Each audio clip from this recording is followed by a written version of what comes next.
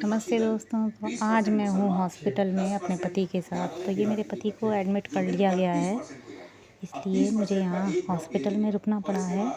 यहाँ एक्चुअली में हम लोग आए थे अपना रूटीन चेकअप कराने के लिए, जो हम हर 1-2 महीने में आते हैं, क्योंकि मेरे पति का ट्रांसप्लांट हुआ है तो इस वजह से उन्हें आना पड़ता है। लेकिन यहाँ पर इस बार हमें अंदाज़ नहीं था कि हमें रुकना पड़ जाएगा, क्योंकि इनकी तबीयत ना कुछ दिनों से बहुत ख़राब थी। इनको बुखार आ रहा था और डायरिया जैसी कुछ स्थिति बन गई थी। तो हमने आज दिखाने के लिए आए थे, तो हमने सोचा था कि इनको दवाई दे देंगे डॉक्टर और हम शाम तक गाड़ी से चले जाएंगे। हम गाड़ी करके ही आए थे, तो बेटे की आज की छुट्टी करा दी थी, लेकिन डॉक्टर ने आज एडमिट कर लिया इनको, क्योंकि थोड़ी सी इनकी ज़्यादा ही तबीयत ख़राब हो रही थी और इनको कुछ भी खा पी नहीं पा रहे थे, तो बहुत ही ज़्यादा परेशानी हो गई थी।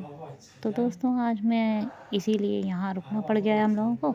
तो बेटा भी मेरा बहुत परेशान हो गया है, क्योंकि है ना, एक तो खाने की समस्या हो गई है, क्योंकि हम लोग खाना भी लेकर नहीं आए थे, कपड़े भी नहीं हम लेकर आए थे, और यहाँ पर हमारे पास कोई हमारा रिश्तेदार वगैरह भी नहीं है, तो हम किसी के घर भी नहीं जा सकते हैं आसपास। तो बहुत ही ज़्यादा दिक्कत वाली है, क्योंकि कैसे रहना है, क्या करना है, कुछ समझ नहीं आ रहा। और यहाँ पर बच्चे को अलाउ भी नहीं है रहना, तो इस वजह से मैं बच्चे का क्या करूँ यही नहीं समझ में आ रहा।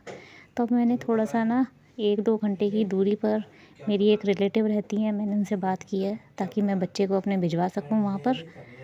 तो वो राज़ी भी हो गई हैं, तो देखते हैं वो आते हैं कि नहीं। और मैं यहीं रुकूँगी, लेकिन खाने की अभी भी वही समस्या पड़ी हुई है। तो बेटे को तो मैं सोच रही हूँ यहीं कैंटीन से कुछ दिलवा दूँ, हालाँकि यहाँ बहुत ही ज़्यादा महँगा पड़ता है, लेकिन इतना बड़ा हॉस्पिटल है तो महँगा तो मिलेगा ही। लेकिन यहाँ फैसिलिटीज़ भी बहुत अच्छी हैं, लेकिन क्या करें, कभी-कभी मजबूरी सब कुछ करा देती है दोस्तों। तो यहाँ पर मैं बच्चे को लेकर कैंटीन आ गई हूँ ताकि मैं उसको कुछ खिला सकूँ। तो यहाँ पे नीचे के फ्लोर पे ही मुझे आना पड़ा है, वो ऊपर के फ्लोर पर हैं मेरे हस्बैंड, तो मैं उनको अकेला छोड़कर आ गई हूँ। और यहाँ पर मैं कैंटीन में बच्चे को एक सैंडविच दिलवा दिया है, वेजिटेबल सैंडविच, क्योंकि और बाकी सब कुछ ना बहुत ही ज़्यादा महंगा था, तो हम लोगों ने नहीं लिया, तो इसलिए बस वही दिलवा पाई हूँ। तो उसका पेट भर गया है।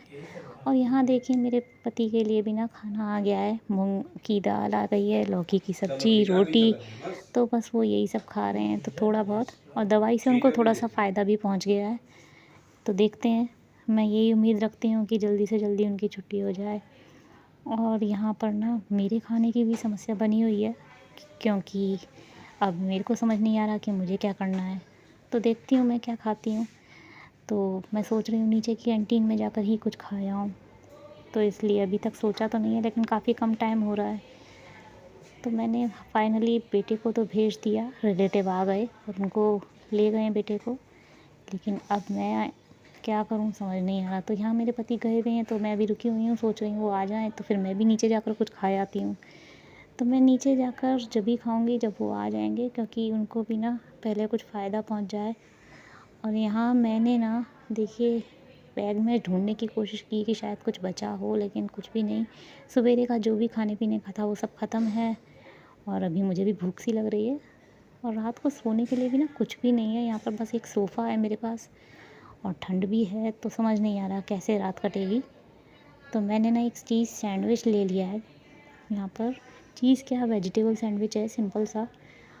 तो बस वही एक सैंडविच बचा हुआ है, मेरे बेटे ने खाया नहीं था तो मैंने दिया था, तो हम वहाँ बेटे आधा आधा खा रहे हैं उसको।